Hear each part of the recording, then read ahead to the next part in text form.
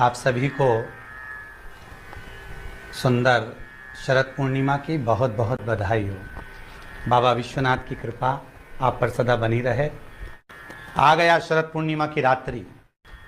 बड़े से बड़ी बीमारियां, बड़े से बड़े रोग, बड़े से बड़े बड़े कष्ट इस शरद पूर्णिमा की रात्रि को छूट जाते हैं। दमे की बीमारी, श्वास की बीमारी, अनिद्रा की बीमारी, रात्रि को जगना, ये सारी बीमारियां शरद पूर्णिमा की रात्रि को अगर व्यक्ति अपने जीवन को सुखमय बनाए, अपने जीवन को आनंदमय बनाए तो सब छूट सकता है। शरद पूर्णिमा की रात्रि को पीपल के पत्ते 5 लेकर उसके ऊपर खीर डालकर रात्रि को खा लेने से महाराज दमे की बीमारी, श्वास की बीमारी रुक जाती है। वो बीमारी बढ़ती नहीं है, उससे कष्ट नहीं होता।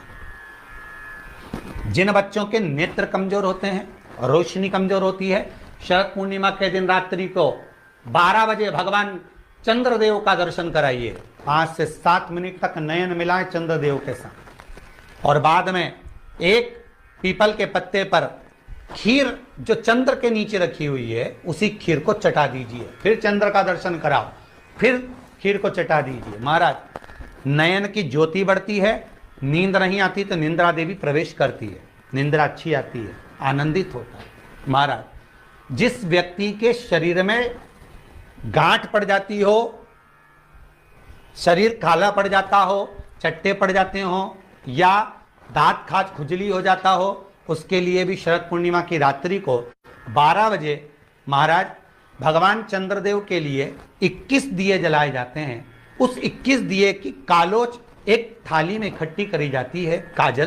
कालोच को इकट्ठी कर कर शरीर में गाय के घी के साथ में जहां जहां जगह पर चट्टे हैं, गांठ है, वहां लगाया जाता है। उसको 5 या 7 दिन लगाइए। उसके बाद में रोज प्रतिदिन लगाने के आधे घंटे बाद स्नान कर लीजिए, आराम लगना प्रारंभ हो जाता है। महाराज आज शरद पूर्णिमा की रात्रि से लेकर कार्तिक पूर्णिमा की रात्रि के बीच में जो दामोदर भगवान का, कृष्ण का, शिव का मंगल आनंद करेगा, अभिषेक करेगा, पूजन करेगा, स्मरण करेगा, उसके सारे दुख दरिद्र दूर हो जाएंगे। रात्रि को आप बड़े प्रेम से खीर बनाओ, चंद्रदेव की साक्षी में रखो, भोग लगाओ भगवान श्री हरि को।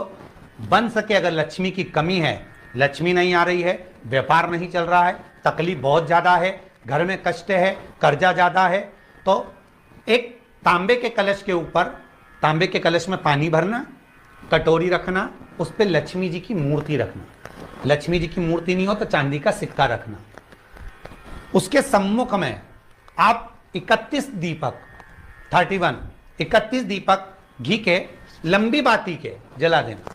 महाराज एक एक कमल गट्टा उस 31 दिए के अंदर डाल देना और लक्ष्मी जी का पूजन करना, लक्ष्मी जी का स्मरण करना, खीर का भोग लगाना, पान के पत्ते पर खीर रखना, 5 पत्ते पर खीर का भोग लगाना और माता लक्ष्मी से विनती करना।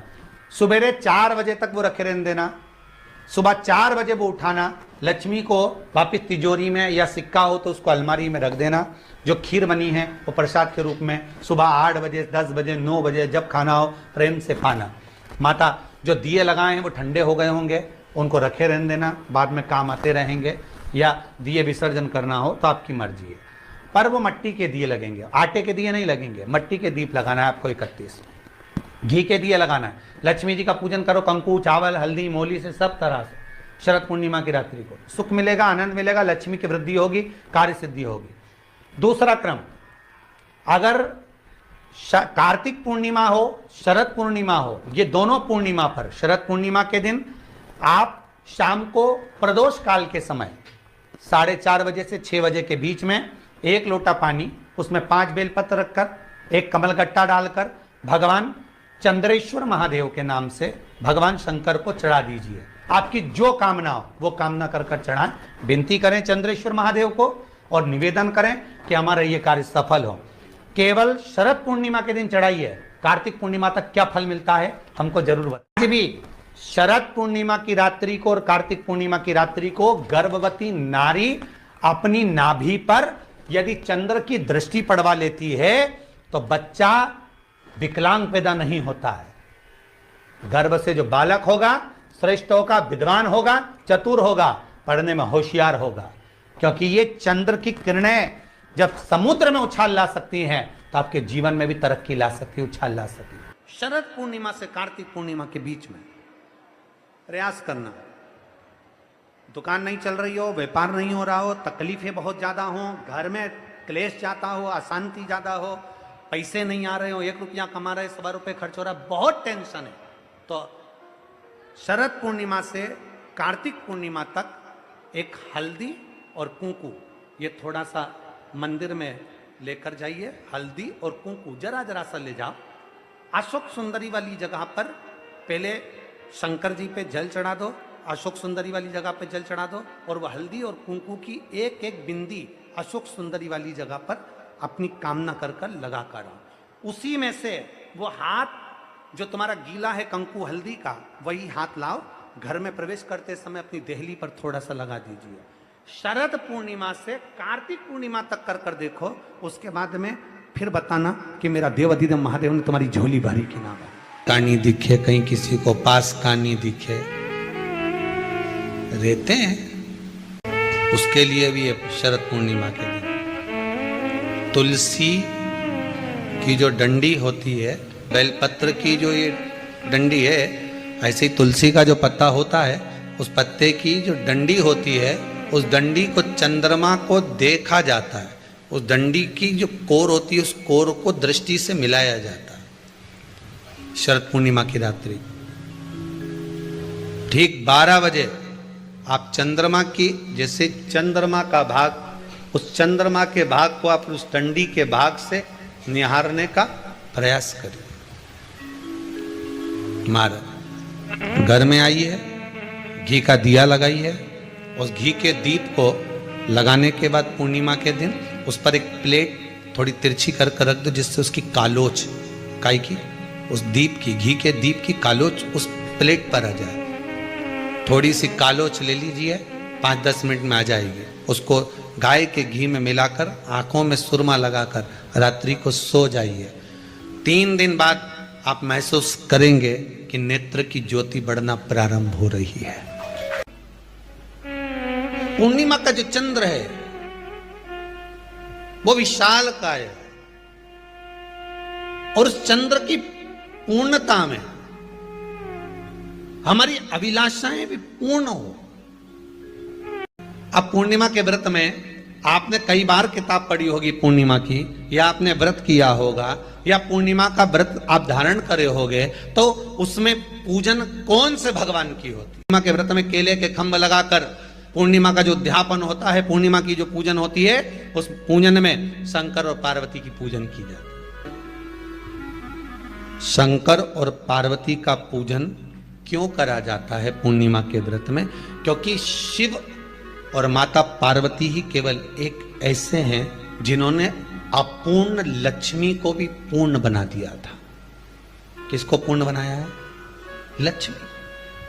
शरद पूर्णिमा के दिन अगर आप शंकर भगवान को 1 लोटा पानी अगर शिव को समर्पित कर रहे हो, श्वेत पुष्प को रख कर शंकर जी के ऊपर सफेद फूल को चढ़ाकर अगर 1 लोटा जल भी, एक पात्र जल भी शंकर को समर्पित कर रहे हो, तो ये लक्ष्मी के लिए ही तो कर रहे हो।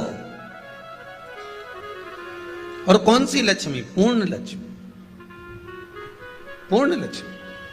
आपको पहले भी कथा में कहा, एक बार भगवान विष्णु के सामने लक्ष्मी मैया ने बहुत तेज स्वर में कह दिया था, नारायण, दुनिया के लोग आपका नाम जपते हैं, दुनिया के लोग नारायण नारायण कहते हैं, दुनिया के लोग आपका भजन करते हैं, पर सत्य मायने में कहूं ना तो मेरे बिना दुनिया के लोगों की नहीं चल सकती, मेरे बिना दुनिया नहीं चल सकती, संसार मेरे बिना नहीं चल सकता। भगवान विष्णु ने कहा, ये तो गलत है लक्ष्मी आपका कहना।